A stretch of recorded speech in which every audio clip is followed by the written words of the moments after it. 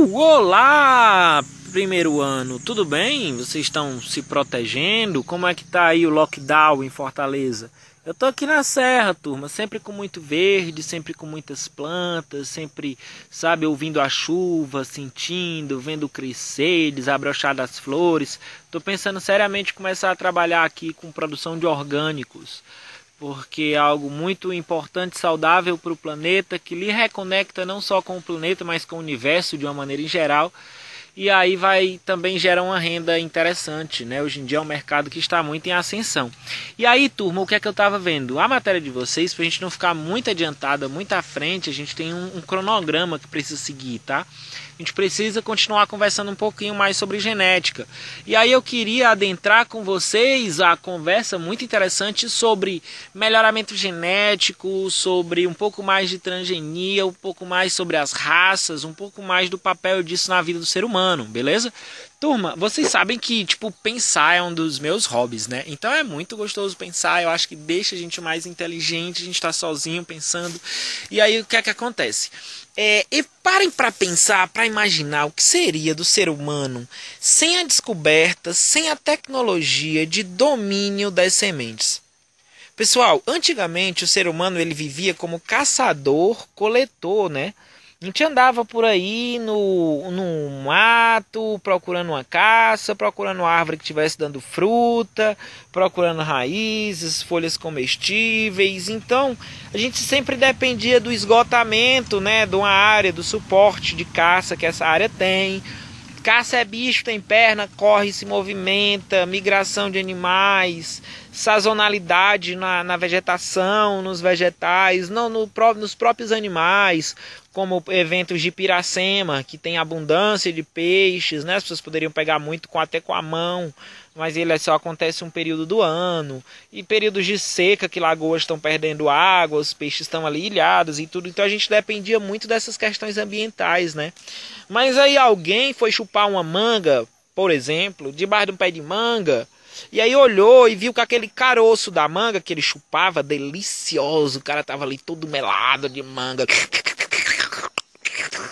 chupando manga, e aí o que acontece? Ele viu que aquele caroço que tinha dentro da manga tinha um do lado dele ali, nascendo uma planta. Ele olhou para aquela planta, ele lembrou que aquela planta é uma mangueira. Ele lembrou que aquela planta é da mesma espécie daquela manga. E aí ele passa a entender que ele pode ir viver em um lugar, por exemplo, que não tem manga e jogar essas mangas por lá, e um dia esse lugar vai passar a ter manga. E aí eles começaram a encontrar plantas de um ciclo de vida muito curto. Por exemplo, milho. Eles encontraram milho, eles plantam milho em 4 meses, no máximo eles estão colhendo ali o milho deles, eles estão se alimentando do milho, o milho seca, o milho não estraga, o milho pode ser estocado. Então imagina só, eles começaram a ter uma maior segurança alimentar. E aí, turma, esse milho que a gente come hoje, que a gente come no São João, que a gente faz canjica, paçoca, xilito, eu sei que aí tem uma ruma de xiliteiro, comedor de xilito, né? Os bolas aí principalmente. Turma, o que é que essas plantas de hoje em dia têm de diferente das plantas que o ser humano encontrou nesse período do Paleolítico, do Neolítico? Qual é a diferença? Vocês conseguem pensar, viajar aí na mente de vocês, na imaginação, voltar lá para o Paleolítico? Turma, as plantas do Paleolítico eram plantas selvagens. Plantas que não tinham passado por nenhum tipo de manipulação genética. A seleção que ela sofria era da natureza. Era o milho que conseguia sobreviver, que fosse mais resistente, que aguentasse a lagarta, sabe? Que não precisasse de tanta água, dependendo da região, ou que suportasse água demais, se fosse muito úmido. Então o que acontece? Ela passava por uma seleção natural. E o homem encontrou essa semente, usufruiu dela, se alimentou desses vegetais, mas aí ele passou a cultivar. E aí ele encontrou um milho, por exemplo, inicialmente, tinha 50 caroços no espiga. E aí ele começou a cultivar e ele viu que um dia nasceu uma semente, um milho, com 60 caroços. E aí, em vez dele comer aqueles 60 caroços, ele comeu os que davam 50, 40 caroços e guardou a de 60 carocinhos para plantar no ano que vem, porque ele viu que essa dava mais. E aí, turma, quando foi no outro ano, ele tinha várias lá que davam 60 caroços. Mas no meio tinha uma que dava 70.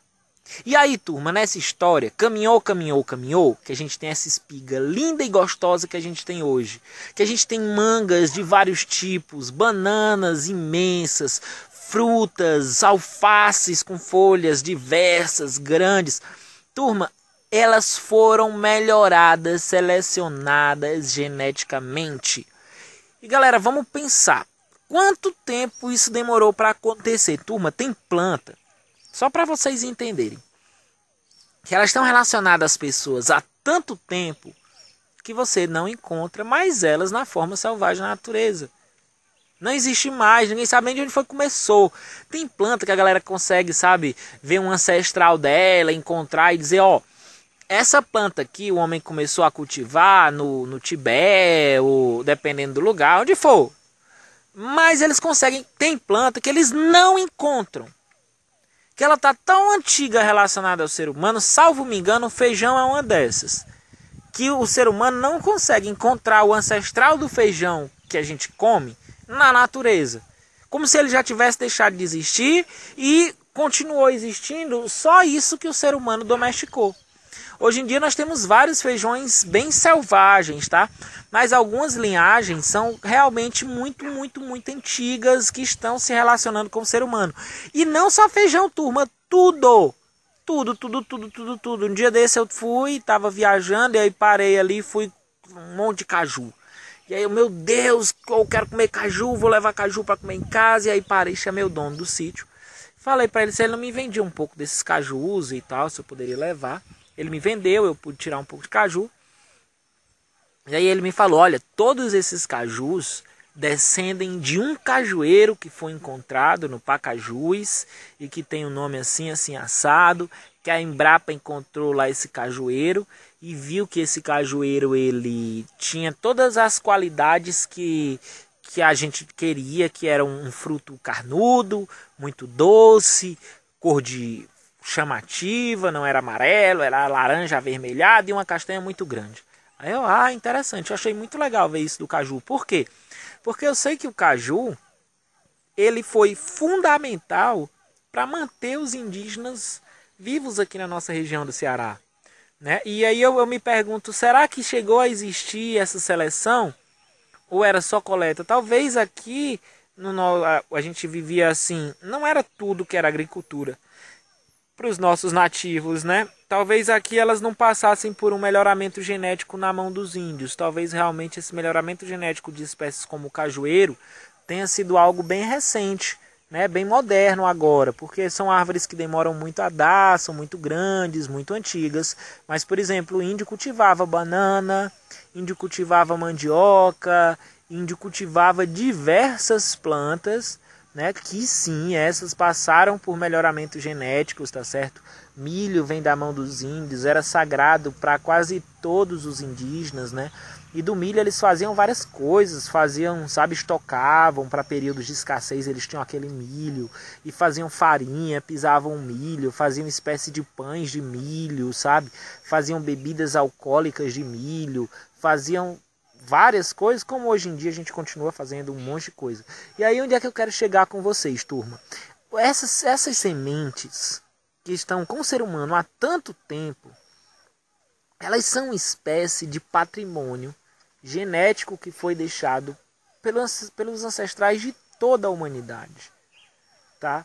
Em todos os locais, praticamente, menos em locais muito extremos, o ser humano utilizou da agricultura, manipulou geneticamente as espécies de vegetais e aí ele deixou esse legado para gerações atuais. Hoje em dia nós temos o milho porque os índios trabalharam no milho. Hoje em dia nós temos o feijão porque ele foi trabalhado pelos nativos. Hoje em dia nós temos, várias coisas gostosas e que a gente pode ganhar dinheiro na indústria, tomar suquinho em caixinha, comer todo dia na nossa casa, porque ele passou por uma seleção de milhares e milhares de anos, muitas vezes, né? Algumas não, como a gente conversou, como o cajueiro, estão passando a ser trabalhadas e melhoradas geneticamente agora, né? Muitas plantas e essa corrida continua. Só que o que é que eu quero trazer é o que, turma? A gente não pode desvalorizar esse trabalho dos nossos ancestrais, de terem melhorado essas sementes, de terem modificado essas sementes, e a gente hoje em dia desvalorizar isso. Desvalorizar como, professor? Explica melhor isso, turma. Transgenia. Sementes transgênicas. Sementes transgênicas, elas geram plantas que espalham pólen transgênico. E as espécies de plantas que eram produzidas pelos agricultores tradicionais, as raças, as variedades, estão sendo perdidas e substituídas por essas sementes, por essas variedades, que muitas vezes elas são até inférteis, tá? A grande maioria dessas sementes transgênicas, para se manter o monopólio da produção dos laboratórios, você só compra uma vez. Você garante que é uma semente muito saudável, que é uma semente que passou por trabalhos de esterilização, recebeu espécies de veneno para não dar nada nelas e tudo, mas ela não, a semente que ela gera muitas vezes não nasce, tá certo? Então o que é que acontece? Se nascer, pode contaminar outras plantações com esse pólen, e não nascendo, coloca um monopólio em cima dos laboratórios. Então o agricultor, ele não pode selecionar e melhorar suas sementes e carregar as sementes que o seu avô, que o seu tataravô plantou, que os nativos plantavam, que melhor eram adaptadas para o nosso clima, que melhor eram adaptadas para as nossas pragas, que melhor supriam nossas necessidades.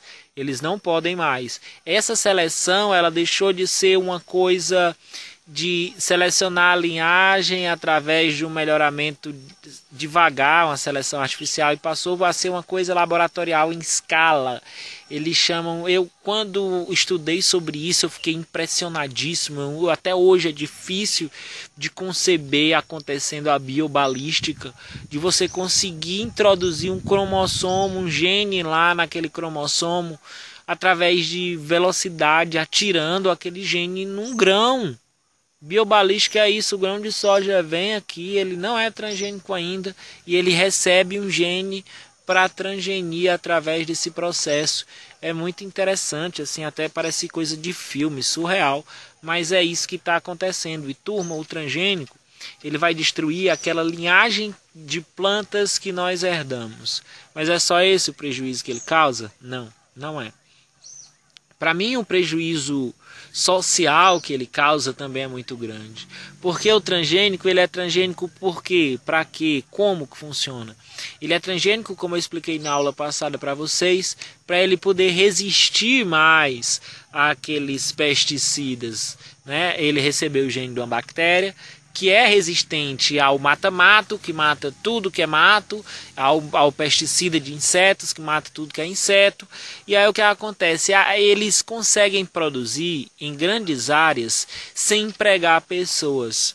As pessoas da zona rural que iam trabalhar com a agricultura, que iam trabalhar com a terra, elas vão ser substituídas por tratores, por aviões, porque não nasce mais erva daninha lá, porque não aparece mais praga lá, não precisa de uma pessoa indo olhar minuciosamente para ver se tem lagarta, para ver como é que tá. Todo o sistema tem sido automatizado com o sistema da transgenia. Para quê?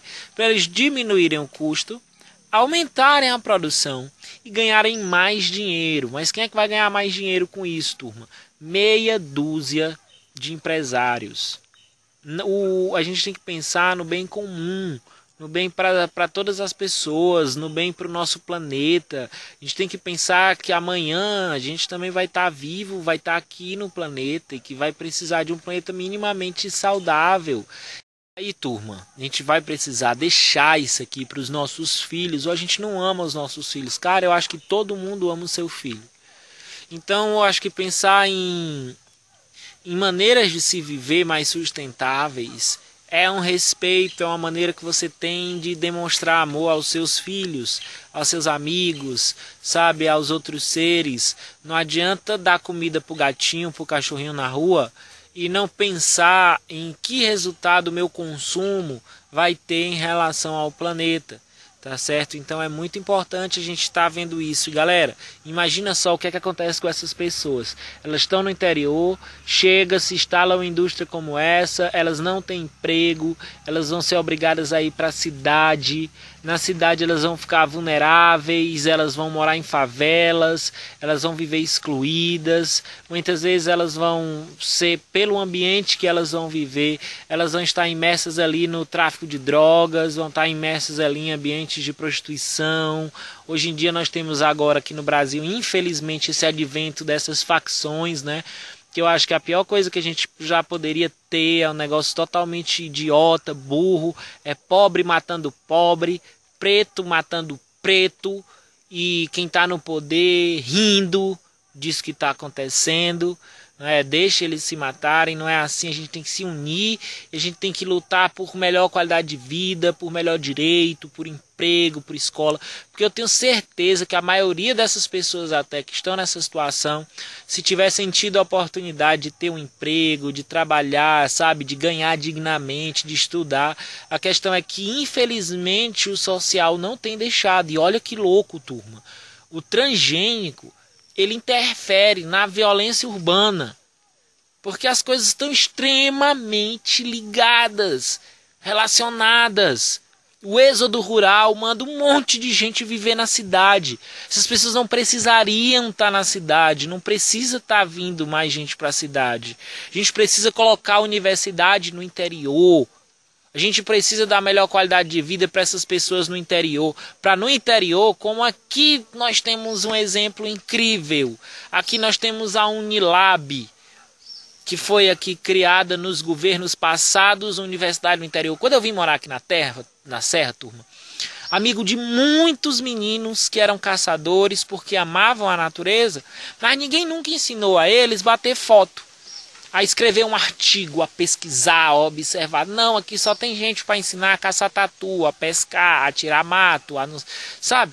E aí essas pessoas terminam sendo obrigadas a fazer esse tipo de coisa. E aí surgiu uma universidade aqui no interior, a Unilab. Turma, essa Unilab, ela dá um apoio financeiro para filhos de agricultores de família pobre da região estudar. Cara, olha que louco, olha que visão do futuro. Os meninos aqui iam estudar e passavam a receber R$ 800 para pagarem um aluguel. Passaram a receber R$ 800 para pagarem aluguel, para se manterem na alimentação, para irem visitar suas famílias durante o final de semana. Turma, vocês acham que isso mudou o que na Serra? Galera, se não fosse isso, a criminalidade aqui ia ser muito maior. Eu tenho amigos aqui que não sonhavam em fazer universidade, agora são agrônomos, agora são biólogos. Eu tenho amigos aqui que eu me orgulho, são da etnia Carão, de Aratuba. São índios que se registraram, que conseguiram provar que eram índios há pouco tempo. Eles iam aqui, conversavam comigo, não tinham oportunidade para eles estudarem. Eram dois meninos incríveis, dois irmãos inteligentíssimos que me ajudaram na maioria dos artigos que eu escrevi. E aí eles sempre me contavam: Sanjay, a minha família é indígena. Eu tenho parentes índios. Você chega na casa... Esse pessoal hoje